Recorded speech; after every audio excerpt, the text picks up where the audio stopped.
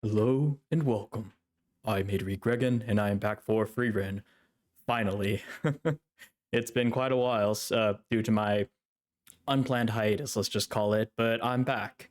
And I won't say I'm better than ever, and I won't say I'm back fully. I am going to ease into this, but I am back, and I am very eager to get back into it because it was a very inopportune time to take a break, let's say in both Frieren and JJK, but I'll talk about that when JJK comes around.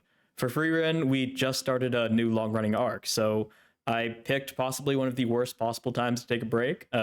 Maybe I should have done it for the last episode, but it wasn't exactly planned, so I guess there's no point thinking about that.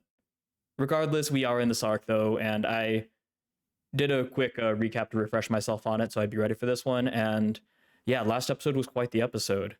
We learned about first class mages, of which there are like 45 out of 2,000 total mages in the continent, which is pretty small, but I made a comment that it was rather large, and I wasn't talking about the like actual number. I was referring to how they were said that I think it was either Fern or Frieren said that there was only a handful of mages of first classes, and when it showed the first class, it only showed like 11 of them.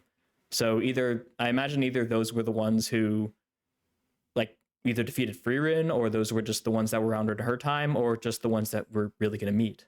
Regardless, there are 45, which is I think like 2.5% of the total amount of mages, someone pointed out. So it's quite interesting. There's about to be a few more, though, or at least one more due to this exam, however that works. Hopefully, one of them won't be a new character we were introduced to, who I was so excited for reasons. Ubel, a third class mage who, similar to Fern, is way stronger than her rank implies, and we saw that because apparently Ubel just killed a first class mage who was proctoring her, I think, the third class exam she took. So she's stronger than a first class mage, or she caught him by surprise because he wasn't expecting to fight. Regardless, she overcame a first class, which is terrifying. Almost as terrifying as the fact that she's with Fern currently, so I don't like that. We met a couple other characters. We were just sort of, I guess, haphazardly introduced to them. I'm not going to give their names. I don't remember their names. I maybe will remember it over the course of this arc, maybe not. We'll see. I'm pretty bad with names, but I do try to do my best to learn them when they come up. And there's a bunch of them, a bunch of different like knights. There's like one guy who was like a commander, all different sorts of characters who we're going to see over the course of this seemingly the second and what seems like it's shaping out to be the biggest long-running arc of Frieren, pretty much, other than obviously like the overarching story arc. But I'm excited for it. It's going to be a lot of fun. And it already is a lot of fun, actually, because the people that Frieren was paired up with are two little childhood friends. Possibly enemies become lovers. We'll see. But Lawine and Kane are both very full of energy and very eager to use that energy on each other. Again, not in the enemies to lovers sense quite yet. Maybe that'll be coming, but they're certainly on the enemy stage. And yet, despite that, their teamwork is incredible. And obviously, their paths, they're quite close.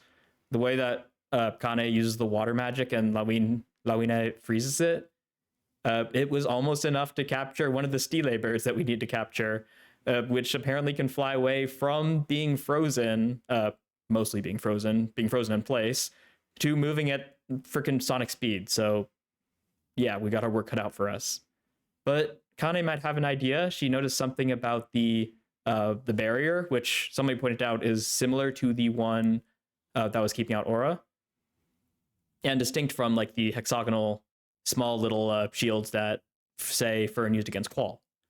So we've got that going on, and we noticed that I think what Connie noticed was that the rain wasn't reaching them. Basically, I don't know if that would be a very useful thing to realize. So maybe it's not that. Maybe it's something that will be a cool reveal later on. But a lot of people in the comments were excited for this arc and the way it builds out the magic system in this, and really like blurs the line between soft and hard magic, which is really cool because it really is like a science that is slowly being understood and being studied. So I'm really excited for that. As someone who loves hard magic, it's going to be a lot of fun. But I think that pretty much covers what happened last time. A couple small things. Aura was not one of the ones who defeated Frieren in the past, one of the, I think, 11, because we saw that when she fought against the Heroes Party, she was defeated. Ubel is also not one because she noted how Kraft is, I believe, the first elf that she's ever seen in person, so she clearly hasn't seen Frieren. But it could be foreshadowing something in the future because it was a very conspicuous cut from few people who have ever defeated me, some of them were human, to a human who is clearly incredibly strong. It could just be that it was trying to it was jump cutting from strong to strong, which is very appropriate, but I'm excited and terrified for Ubel. But that's enough about that. That's enough about the pre-up prep. It's gone on for long enough. I figured a little bit of a longer one was warranted since I was gone for so long. Maybe you guys need a refresher too, and I certainly could use it, so I certainly benefited from it. One last thing, if you guys do enjoy, please do remember to like on your way out, because it really helps me out. It shows the algorithm that you're enjoying it. Same thing with commenting. If you want to help yourself out, go ahead and subscribe and let you get notified whenever I release these, which is currently, it's going to be like 3 times, or I think only like 2 times next week, but after that it'll be 3 times a week again until I finish JJK, in which case my new schedule will be coming up. You can see what that schedule will be, how it will be shaped, as well as the poll in my schedule and poll video, which will be up in a card somewhere up here in the abyss. But that's going to be going there. Make sure to vote in that. It will be up for approximately 1 more week. I think I'm closing it next Saturday. So go ahead and vote if you haven't already. And join Patreon if you want bonus votes for your poll, or if you just want to support me, because it's really cool. And I appreciate that. But I'm going to put all that YouTuber housekeeping out of the way for now. And we are going to hop into Frieren, Season 1, Episode 19. Further into the first class exam. Turn this up a little bit too. Tested as parties, yep. 19 groups. Okay, down to the opening. Interesting, so we saw Ubel and we saw one of the people we were introduced to last time, so I wonder if this episode we're going to get like Ubel versus that guy or something like that, if we're just gonna meet that guy. Those guys seem to be the focus. Oh, but that's then. For now, I'm just gonna appreciate this opening a little bit more and appreciate how cruel of a joke it was that they had this opening played for a single episode where Zion was in it, and he's in the start of the opening just for that, but now we just get that reminder that he's not here anymore, which is just brutal. It's just brutal. Oh. By the way, if you want to see a bit of a longer analysis of like this opening, I'll probably be covering it in my stream tomorrow on Saturday. It'll mainly be about the JJK ED, like the lyrics and stuff. So if you haven't watched JJK, don't worry, there's no spoilers. But if we have extra time, I do plan to watch this one and talk about this one a little bit. So make sure you drop by there if you want to see my thoughts of this opening. Obviously, this one will have spoilers because I haven't seen very much of it, but just in like especially that part right there with that elf, it's really cool. There's a lot of stuff I'd love to talk about, even not knowing how the events are going to play out of this arc. So, yeah, tune in Saturday if you're interested in that. Oh, it's such a good opening, though. It's so lovely. So emotional, too. Well-laid plans. Pretty fire. Why is Frieren on fire, though? Oh. Oh yeah, also Kane almost got eaten by a bird. Mm-hmm. She tried to be nice to you once, and you repaid it by calling her gross. Okay. Nice, fire to fire. Classic. Wasn't a fully jump cut, though, so a little bit more subtle than that. Yep. But I'm gonna face it despite the fear. Yeah. It seems counterintuitive, but it's almost always more encouraging to share your fear than to fake strength.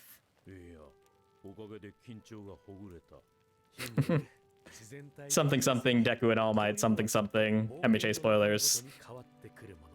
If you know, you know. Different but the same.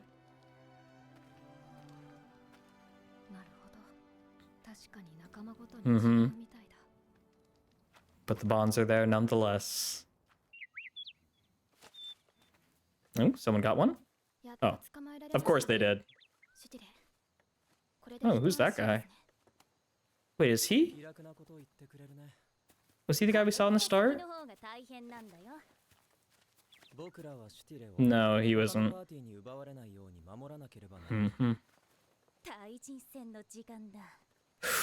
God, the look on her face. You know what I'm thinking.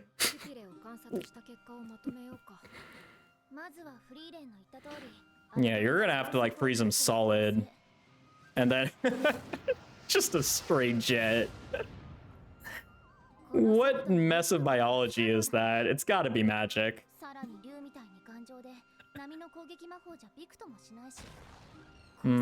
Oh. Okay, so they did a few more attempts.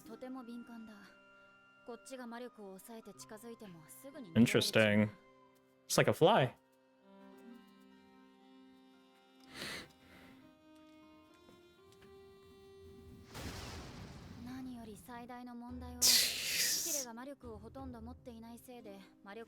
Oh, interesting. So they got great detection and they're hard to detect.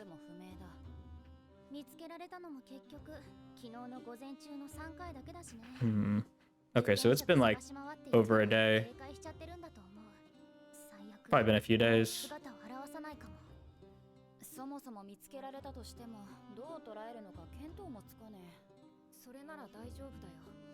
Oh, you've got a plan? Huh.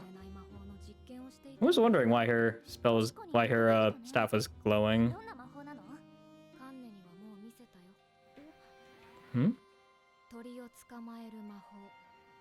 Okay. Trip of Hunters. That's the perfect oddly specific spell for you, so. Oh, it's that one, okay. Birds are birds. Yeah. It's got feathers, it's got wings. If it walk like bird and talk like bird, I don't care how big it is. Yeah, there's clearly a little more to it. 50. Oh, wow. Half a meter, jeez. I'm surprised they got that close.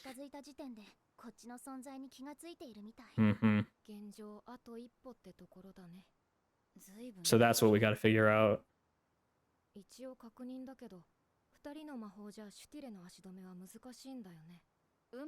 Well, they captured that one, yeah. So create like a ice freeze around. Create like an ice cage around it. Although I guess it could just... We could probably just shatter right through the cage.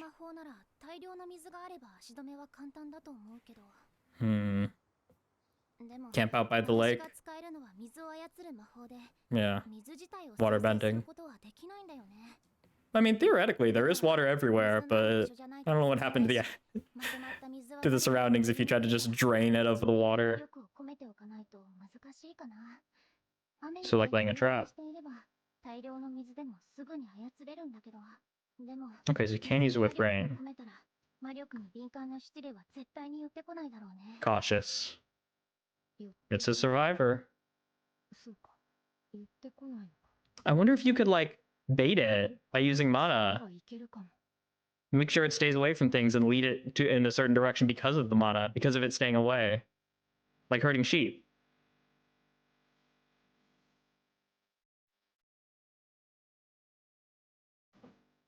Maybe even herd it in, maybe like using the ice. So if she freezes stuff, she probably also needs water to freeze. Huh. You can fight with everyone. What exactly is your plan? Oh, are we gonna... Okay, nope. We're not.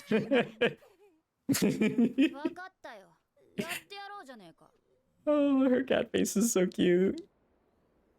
Of course she's not gonna do the same thing that we saw in the flashback because she's not that kind of person. How dare you? Yeah, she wants to enjoy herself, of course. Mm-hmm.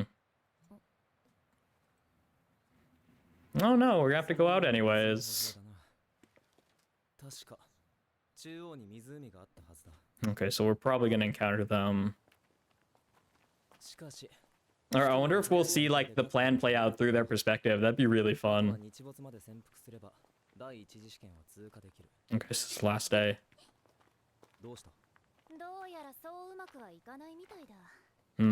It's catching on. Oh. That makes sense with the rocks like that. Yeah, it does look like a riverbed. Huh. Did the barrier like block a river? So it dried or something like that? Yeah. Huh. Yeah, for the test. And then the water drained out basically. Huh. So yeah, it was the rain. It was the keeping out of water, but on a larger scale. Huh. Yeah, so the lake was very intentional. It's a place where they can get water from. You can just go there, take it and leave.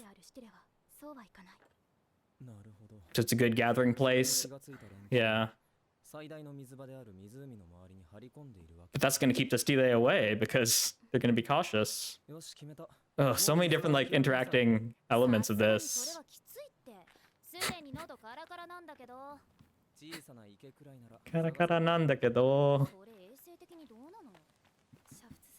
Okay, there he is, the guy from the start. Okay, so we are going to get them actually encountering. Interesting.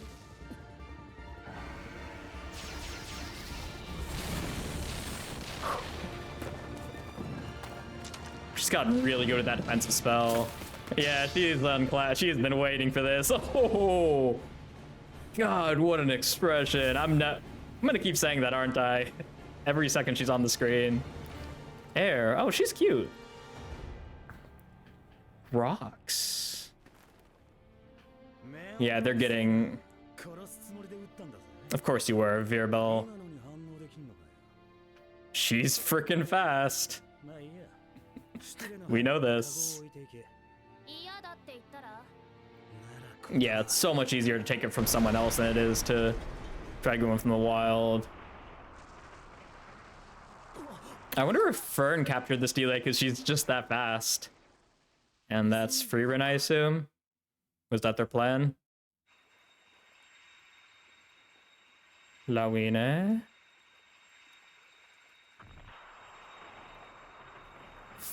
Freezing the lake? What? She gonna like freeze the whole thing or like leave a little spot open?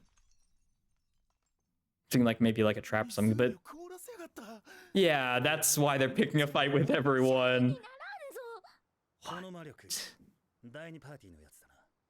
Wow, and they can just identify it like that. Or maybe they're just freezing of water. Yeah, how is this gonna capture a stele? Okay, now I'm interested. And they've got to try to melt it. You're not helping.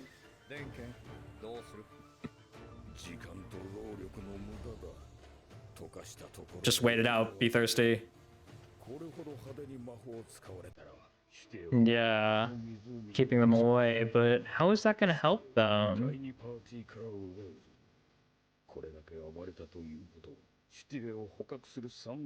Yeah. Oh my god, this is like so... This is like a combination between Frieren music and a little bit of Pirates of the Caribbean. Oh. Is that like a pond? Is this not the only water source? Well, whatever it is, I'm sure you've got complete faith in her.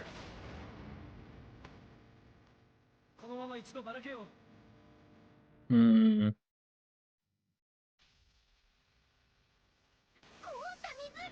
Odd commercial break, but okay. They're like useless because there's too much magic. They won't come around it anyways. Yeah, it's already been shut off. Is that what Kane found?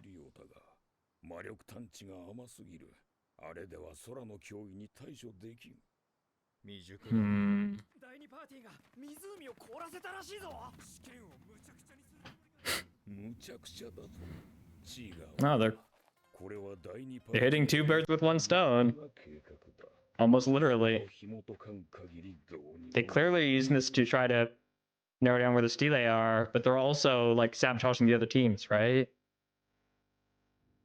I still don't quite see how this plan will come together, but I can already tell it's brilliant.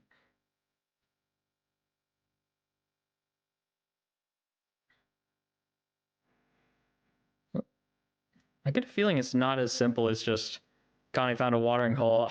Oh my. Got them indeed. Holy shit. Oh. It's the medieval world for you. I don't think he cares.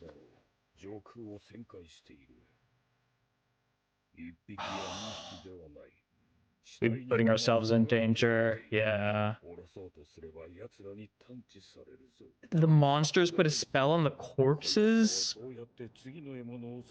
Wow, so it's like the demons, basically making the use of human empathy desire to help them. Is it? It's the real world. No one's gonna protect you.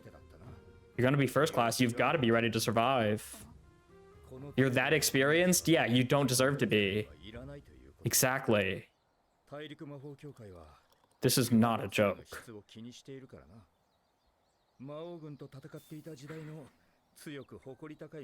Oh, there's one. Yeah.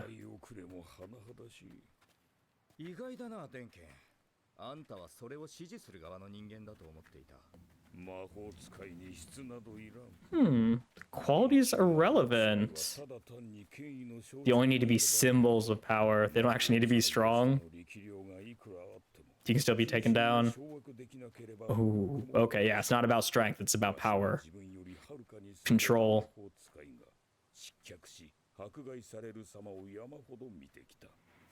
It's all about control. It's all about control, but having too much power is a bad thing because you rule by fear. That's a really interesting perspective.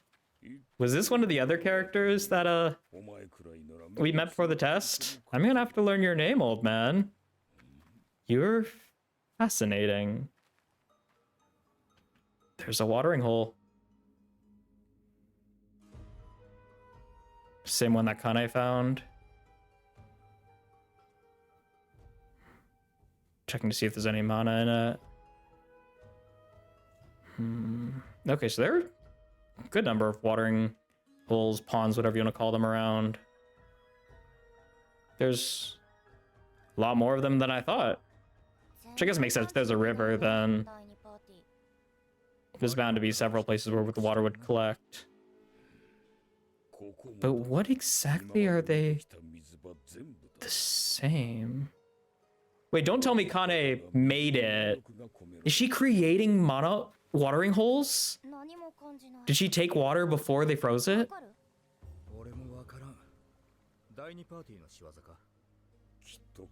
Universe got you detected. Huh. Steely consensus. So, what is their plan? And leading the stele there, but then you'd have to like explore the entire area. There's no way they went with such a crazy plan. Exactly. There's no way they found every single watering hole and like made one open for the Stele.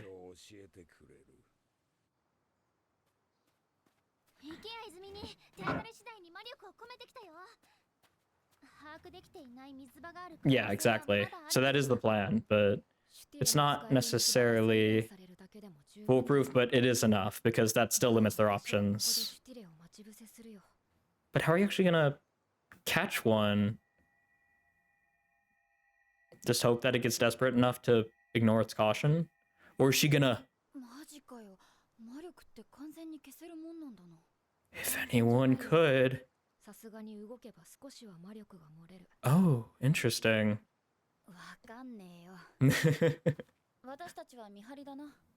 But is that gonna be enough for the Stele not to notice?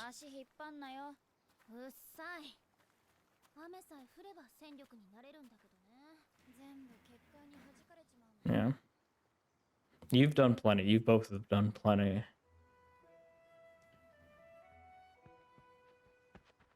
Can she really decrease?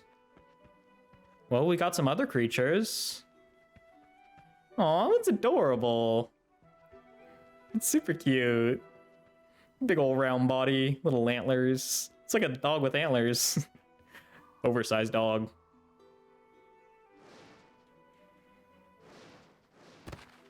Other monsters. Not even noticing her. But will the Stele? Sunsetting, running out of time. And she is just perfectly still. I know those feathers. No, did it hurt? Wow. It just saw her as a perch. Wow. It's amazing. Well done, Frieren. Shouldn't have doubted you, but... Oh, no. Yeah.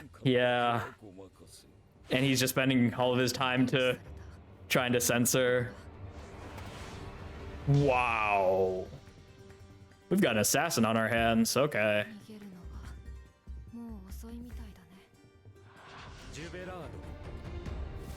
Ooh, flowers.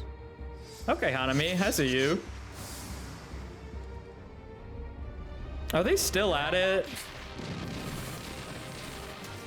I mean, I guess it's their chance to get it, so they're gonna keep fighting them until the time's up. So I guess they've just been fighting all day.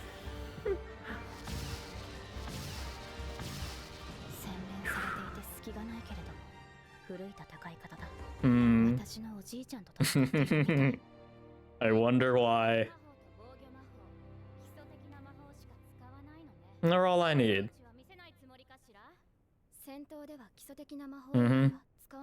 Gives more room for technique.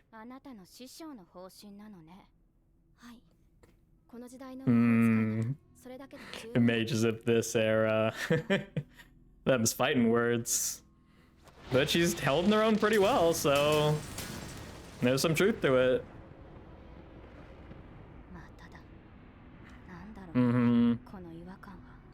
Yeah, Fern is way too confident, despite what should be an advantage.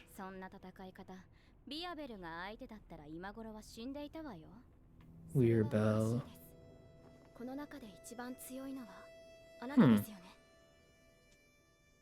Perceptive. She doesn't deny it. Yeah, he looks like the strong one, but perhaps she's masking it. Okay, he was the captain. That's right. And yet you're stronger. Oh. Has no character. Except that it's Ubel. Oh, that's where we ended off. I've got a bad feeling that the Northern Lights are about to lose a captain.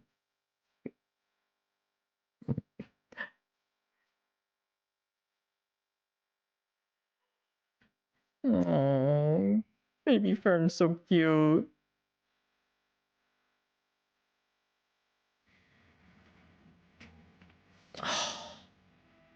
This ending is so incredible. It's so incredible. Check out my reaction 2 episodes ago if you want to see like my full thoughts on it. But it's so beautiful. It's like the music, the way they cut around the song to create this like second version, and just the visuals. Like both the song and the visuals are like masterful in their own right, and they somehow made it come together, just create this work of art. It's so hard to choose between this one and Yoaka no Uta, JJK's newest ED, as like possibly my favorite ED in anime. These two are just like neck and neck, but for very different reasons.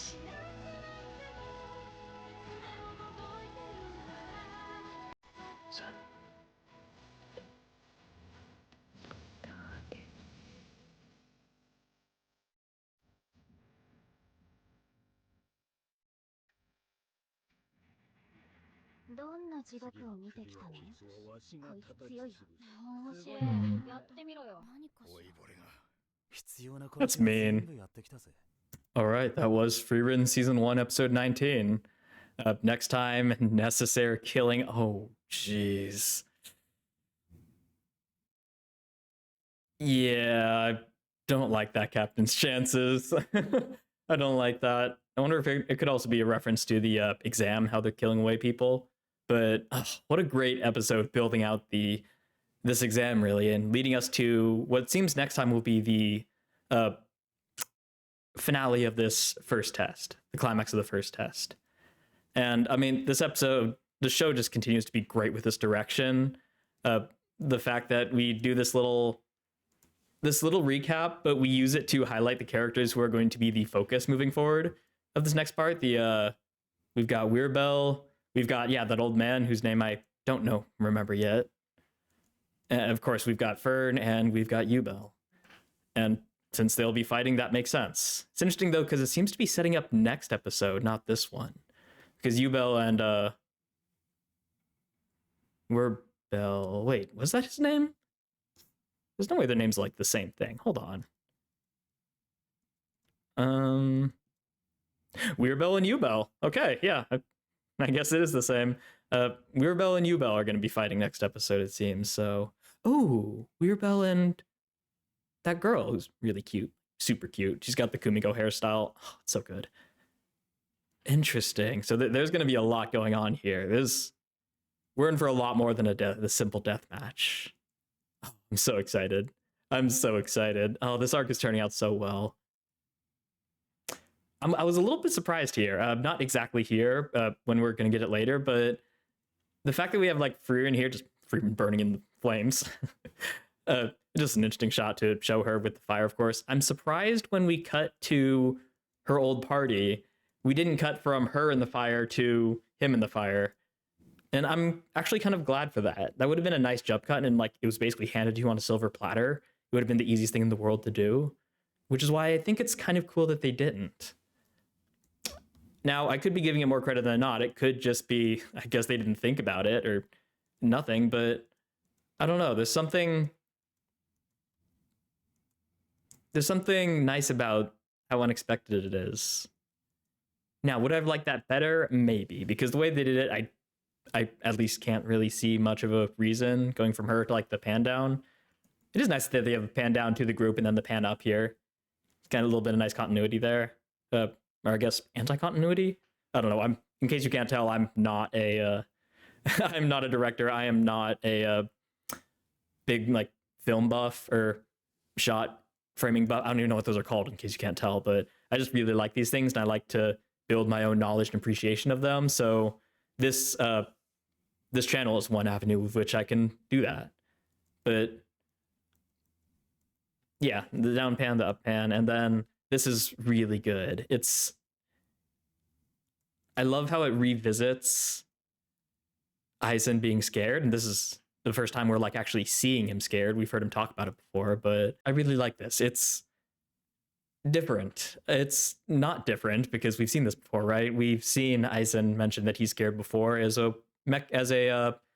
way to highlight how stark being afraid versus the dragon is something natural. It's something that defines courage, not defying it. It doesn't defy courage, it defines it. There we go. So getting it from Himmel's perspective here, where he gets to see it firsthand and we get to see it firsthand, is cool. It's a nice way of revisiting that. And since it's revisiting it, I'll revisit it too. And also I'll talk about what's new about this, because what's not new is being afraid, right? He's afraid, and he surprises people because he doesn't seem afraid on the outside. As I've mentioned, this does not defy courage, it defines it. Courage is acting in spite of fear. That's all stuff we knew already. But I really like how this sort of betrayal of expectations is not quite going the way that you expect it to, plays into the next part of this, where Himmel first is able to admit that he's scared, which shows that, at least it tells me, that Himmel was going to try to basically keep up a brave face. Are you scared? No, I'm not. Yes, me neither. We can press forward and, be that strength, and we can all pretend to be strong together. I like how the vulnerability of Eisen brings out vulnerability of Himmel. They're both scared, and he's able to admit it. And also, he gets this moment where it's like, you don't have to do what's expected. You don't have to inspire people, right? And you don't have to inspire people by pretending to be strong, by feigning strength, by not being vulnerable. I'm not going to give Mameche spoilers, but if you've seen any of it, you'll probably understand, at least to a degree, why I'm referring to it here. Deku is somebody who inspires other people to action, not from his strength in the way that All Might does, but through his weakness. He makes other people want to stand up and help him finish the race. In the same way here, I think for most people in most situations, it is more inspiring and more comforting to share in your fear rather than to follow somebody who is unafraid. If they are unafraid, that is inherently something you can't relate to, because for the vast majority of us, we are quite afraid of quite many things. So it seems on its face that you want to be strong if you are leading. You don't want to show fear so that people who are afraid can put their faith in you. But that's short-sighted, right? If you put your faith in somebody who is not afraid, or who seems not afraid, and you put all your eggs in their basket, what happens if they break down? What happens if they die? What happens if you get separated from them? Uh-oh. All of my stabilization is gone. Who do I have now who's not afraid that I can put my faith in? I can't put in myself. I'm afraid. Now contrast that to the other version, to Eisen. I'm afraid too. We're afraid together. We're going to move forward anyways. All of a sudden, you're not putting your faith in somebody who seems to have it together when you don't. You are following somebody, or you are standing side by side because you are both afraid. Now, if you get separated, if something happens to him, you don't lose your source of stability because you were both afraid and you both stood up anyways. So when you're on your own, you can rely on that inner strength and comfort yourself who is afraid, right? Because you're not relying on someone else. And it's good you're not, because he's probably faking it anyways. He's afraid too. So this is 9.5 times out of 10. It's better to inspire people with empathy than with feigned strength, with a facsimile, with an image. And now that I'm saying it out like this, I'm going to jump around in the episode a little bit, because what I just said struck a chord of deja vu in me. And I didn't catch this during the episode, but it's very apropos that that after having a bit where you don't need to be strong, you can be afraid and be even more inspiring, we meet this old man whose name I will probably one day remember, who admonishes and dismisses the idea of strength in first-class mages. They're very mindful of maintaining the quality of first-class mages. They don't care about people dying because they want to basically show you, if you thought you could do this, we care about how strong these people are. You are going to get dead if you are not strong enough. If you were too cocky and you bit off more than you can chew. You are going to suffocate and you are going to be killed by monsters. So in the way that he's looking down at everyone, you expect him to agree and say, yeah, and it's normal and they deserve to die. But he condemns them because he's not worried about strength. He's not worried about the quality of a mage. They only need to be symbols of power. No matter how powerful you are, unless you can control people's hearts, you're effectively powerless. I've seen countless mages more skilled than me fall from power, fall from grace. Great power is feared, and rule by fear doesn't last long. And magic isn't a noble thing. Someone like you is perfect for the job. I could use that. I was closed. I am not weak. This is so interesting, right? He never explicitly says his conclusion, but it's laid out for us, for the world to see. I don't care about first-class mages being strong. They need to be symbols of power. People who are strong can fall from power if they're not careful. If they don't fall from power, they rule by fear. And that doesn't last. So what he's basically saying, associative property, he's saying that if you are strong and you are this image of power, but you're actually strong, you're probably ruling by fear, and that's not going to last. Whereas if you can control people, but you are not that strong, you don't rule by fear. You rule with your brain, right? You rule by smarts to make up for the power you lack. And therefore, you won't rule by fear, and you have a better chance of lasting. So he takes on this incredibly contrarian viewpoint of like anyone ever in any show ever, where strong people should not be in power. The weak should be in power because they can maintain it better, because they don't rely on that power. Again, it's that relying, right? They don't rely on that power. They rely on their smarts. Power isn't everything. Power can be a negative, just like with Aizen. If you pretend to be strong, if you focus on your strength and others follow you because of your strength, it's paper mache. It's bound to fall apart. Whereas if you accept your weakness and move forward regardless, whether you are facing something like a dragon or whether you are ruling, if you accept your weakness and adapt and evolve accordingly, you will make a difference and you will make it through better than the one who is obsessed with strength. That's a really cool thematic through line that I did not catch during the episode. That's really cool. That's really cool. And it's such an interesting condemnation of power. It's in line with Frieren because when we were getting into this test, Frieren was talking about how power isn't everything. There's so much more to that in magic. So using these two different scenes to really bring home that message is so cool. And it's not the technical building out of magic, which we also got this episode, that we're probably going to get a lot more of this arc, but it's another way of building out the magic, right? Because explaining that your magic system is not only not about power, but can be anti-power, and I guess with the old man, it's not about magic, it's about control, but that your power system, let's say, is not about sheer strength, and sheer strength can be a problem, is a way of building out your magic system. That's really cool. That's really cool. That's awesome.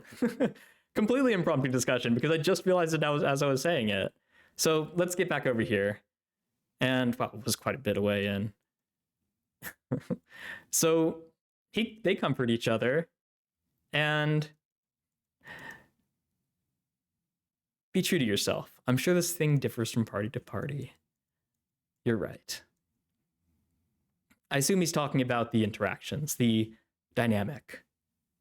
The thing that differs is how they treat each other, right? These two are at each other's heads. The other two are building themselves up. But they're all close bonds. It differs from party. But what doesn't differ is that they're close, is that they encourage each other and better each other. Same, but different. If you know, you know. And then we just immediately cut to Fern catching it, probably because she caught it faster than the cameraman could turn the thing on. So yeah, of course they did. She's super fast and she's clever, so I'm sure they had no trouble with it.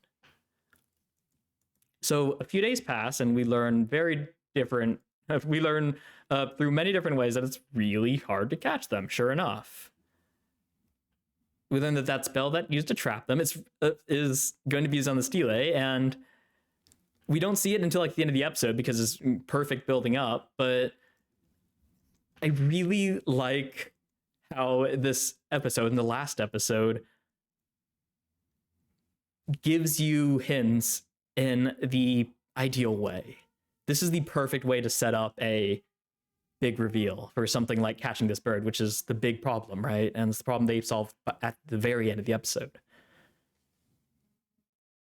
For those of you who don't know, a good mystery, the best way to create a good mystery and to basically lay out the parts of a good mystery that is a good twist, a twist that people don't see coming, but in hindsight it's obvious, is one of the most tried and true ways is to give the audience all of the clues in the wrong order.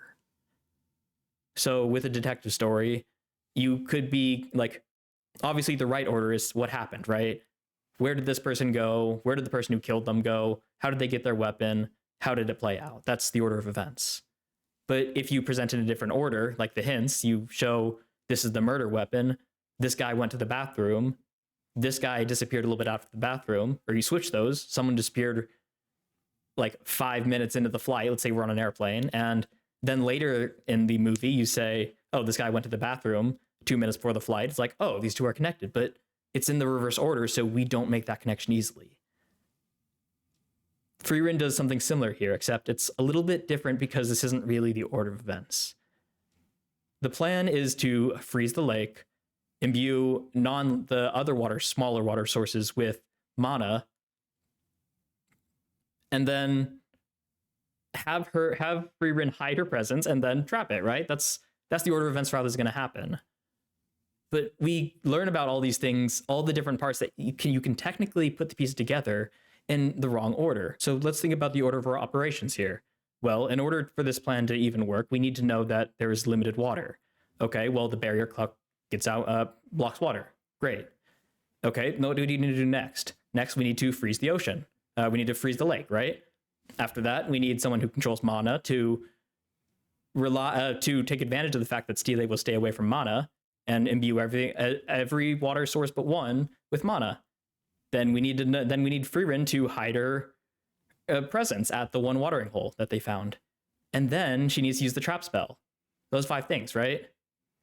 But it's told all out of order in the actual context of the episode. The trap spell was near the end of the episode, but the barrier keeping out the water, which was shown to a smaller degree, was effectively revealed right before, but you could even say after it, because Kana said, I have an idea, or I realized something about and that was after she trapped. So those 2 order is already switched.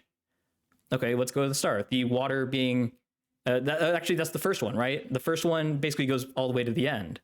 The preemptive idea that the water is limited.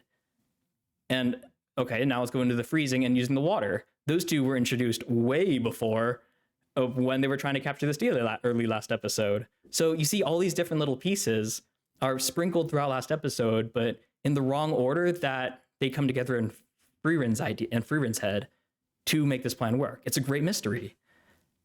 And there's all these little things that make it even better, like the fact that the rain is keeping out the barrier, which apparently actually was a thing they were looking at, but it's to such a small degree. The real thing is that it keeps the river out, which is the source. So all the water collects in the lake, which means if we freeze the lake, then we significantly limit where water can come from. The stele can't just like go to a river, which is another piece of the puzzle, right? Not only that it keeps out water, but here's a riverbed. We are giving all these little pieces in all the wrong order. It's so cool. And the way that we see it start to come together through these people who we're going to focus with the next episode is just great. It's just fantastic. We see the plan show up from literally everyone's perspective but one. And we also get that bit of intrigue where you're going to make enemies with everyone. And as soon as we see the freezing, we're like, oh, yeah, that's why. It's so cool. It's so great. This is such a solid episode. They must have a plan to catch one. And we see it through the perspective of this old man. And we see them running around, but we don't see their idea. Because a good plan, words. Here's another thing. This isn't about mysteries. This is more about like anime and just plans in general. And like stories, there's a kind of humorous pseudo rule idea that really holds pretty firm. So maybe I should just call it a rule. It's an unspoken rule, though. If your characters make a plan and it's going to work, you will not hear them discuss the plan. You will see it play out. If they make a plan and it's not going to work, then you will see them plan it out. Because in the first one, we don't want to hear it ahead of time, right? We don't want to spoil it. So we're not going to tell you how they basically discussed amongst themselves. For the second one, if it doesn't work out, we need to see what the plan was to see where it went wrong, because that's the entertainment factor. So it really is a rule. It's like an unspoken rule, but it's a rule because it's so effective, right? Because if you try to break it, then you are just creating less enjoyment. It's kind of like the Star Wars sequels in the sense of betraying expectations in the wrong way. The reason why the Star Wars sequels, the betrayal of expectations, especially the second one, the eighth movie, the reason why episode 8 fails so bad with betraying expectations is because it breaks rules for the sake of breaking them, right? It betrays expectations just for the fun of it, for no good reason. And it comes to bite it. In the same way, the idea of making a plan, whether the plan will work or not, you can try to betray audience expectations by like having them discuss the plan, having it work, or having them not discuss it and then having it not work. You can do that theoretically, but why would you? That's just shock value for the sake of it. Because, like I said, you want them to not plan ahead if it's going to work. Because if they plan ahead, you're like, oh, I'm going to betray audience expectations. I'm going to have them talk about it, and then it's going to work. Okay, but then the plan works, and it's boring. Because we know what's going to happen. The other way, oh, I'm going to have them not discuss it, and then it's going to fail. Okay, but now you have to explain what the plan was, and you have to show characters being shocked as it's failing. And it's going to be clunky and mess up the pacing. So it's an unspoken rule because it just works best that way. And you see people who try to break expectations like that, who try to go against these little rules just because people know about it. But there's a reason why it works like that. And here we see it. We don't see the plan. We don't even hear them talk about it as it's going. And we go a step further. We see it from the perspective of other people, which is so cool. We see them running around without a single word, and we have to try to put the pieces together as these like surrogate audience members are doing the same. It's great. God, and then we see these freaking bird creatures that seem to be similar to demons, where they lure out other people with corpses that have like spells on them. Ugh, it's nasty. It's crazy. And it also drives home the idea that demons are basically just evolved monsters, because monsters can do tactics like this too, right? Because why not? It's a world of magic. Of course the living creatures, the non-humans, and the ones that don't seem as sentient use the mana, right? They use spells to their advantage. Just mana in the water, more and more, drip feeding these little pieces of the plan as it's all slowly coming together. And then finally we meet them and we hear their thoughts. And just like how the barrier keeping out water from the rain is a hint, but it's disguised because it's a much smaller degree, we think, how's the rain going to help them? No, it's talking about the river. We revisit one of the main, I suppose, abilities that Frieren has. One of the most standout abilities that we've seen is her concealing her mana. But just like with the water, is to a whole different degree. She can hide it, but it's not enough for us either. They're super perceptive. But she can almost completely conceal it as long as she doesn't move. So again, it's that scale that we can't quite put the pieces together because we don't think about that. And then, what a great moment. It comes down to Perch. And it's right next to her. I'm surprised it didn't take off in the second she raised her hand, but it did just Perch, so it's a creature. It take advantage of the sneak attack, and it works. But then they're found, and presumably these guys are going to confront our Frieren group. Well, I guess they already kind of started with her. That's going to be interesting. And then, of course, we go back to these people who've apparently just been fighting all day. Because, I mean, what else are they going to do, right? So much easier than catching a stele, especially with the lake gone. Like, what are you going to do at that point, other than just search blindly? It's much better, especially if you're strong like she seems to be. It's a much better idea just to try to take it from them, right? And then another great thing brought up here. she's using all these like crazy spells, but Fern is just using the simple ones, the basic offense and defense. It's like fighting my grandfather. But then, are you hiding your actual spells? No, these are all I use. Your philosophy, it's enough to defeat mages of Viscera, which is a great burn on its own, but I think there's more to it, right? Like I said in the episode, if you only know the basic jab and the basic kick, as opposed to like all these maybe fancy different moves, you can hone them to perfection. One of the few times I'll bring up Demon Slayer like as a positive, Zenitsu, right? You must master this one single thing. And I'm not going to spoil Infinity Castle if you're not fully caught up on Demon Slayer somehow, but the fight that Zenitsu has is perfect for this, right? It's mastering one thing, overcoming the jack of all trades. Now, there's a whole tangent I can go on about how that's actually reversed from the original saying, better than a master of one, but the idea is that if you master one thing, you are a master, right? As opposed to somebody who's just proficient in a lot of things. So Fern's not hiding something, she's just incredibly proficient in this. And the other side is that it allows her to make the most of it. It allows her to make the most of herself, her own techniques, her own speed. She doesn't need to focus on like, oh, I'm gonna use this spell, I can use this one, I have all these tools. She has like 2 tools, attack, defend. The rest is up to her. Yet another mention of that thematic through line, right? It's not about having all these different tools, about having all this power. It's about using what you've got. It's about relying on that inner strength. It's so cool. And it's so in line with Frieren, right? Because of course Frieren would tell her that. She doesn't care about all this flashy stuff. Young fighting experienced mage, she was trained by the best. And then she tries to hype up her man Ubel, but Fern sees through it. She's incredibly strong. And then we learn that we learn again, I suppose, that he's the captain.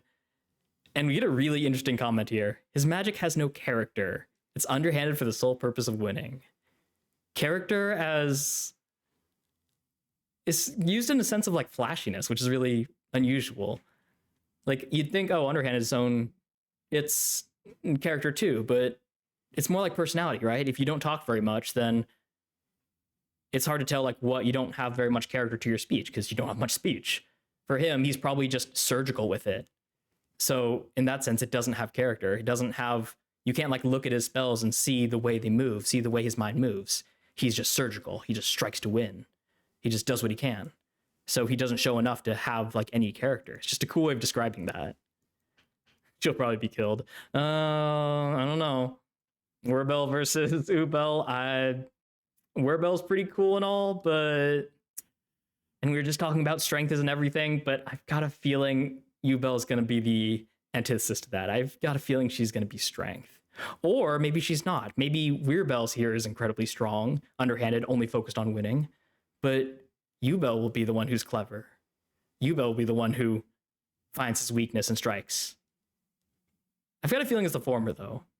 Because Ubel has this underhand tactic. He doesn't seem to be focused on strength. He seems to be, again, surgical strikes. If Ubel's just pure strength, that'd be a great antithesis to this episode, where it's just sometimes brute strength can win if you're Ubel and you're hot. I mean, strong. But we'll have to see, right? We'll have to see till next time. If you're excited for that, if you haven't already, please do subscribe. Get notified as soon as they come out. If you want the unaltered version, that's on Patreon, where you also get bonus votes for like the poll that's going on for another week. So go ahead and vote that if you haven't already. Join Patreon to get bonus votes. There's a post in Patreon that'll explain how that works. Or you can just watch the video. That'll also explain how it works. If you did like the video, please do remember to like. Again, it really does help me out. It shows the algorithm people are enjoying it and interacting with it. Another way of doing that is by commenting. Is there something in the episode that I misunderstood, something that I missed? It happens all the time. Or is there something I said that you agree or disagree with, something you just want to build off on? I'd love to see you in the comments. I read every single one without exception. And if it's really good, I might even present it in an episode because I just need to talk about it. So hopefully I'll see you down there. But if not, or whichever you end up doing, I thank you so much for watching. That's the most important part. I really appreciate it. And until the next one, have a lovely rest of your day.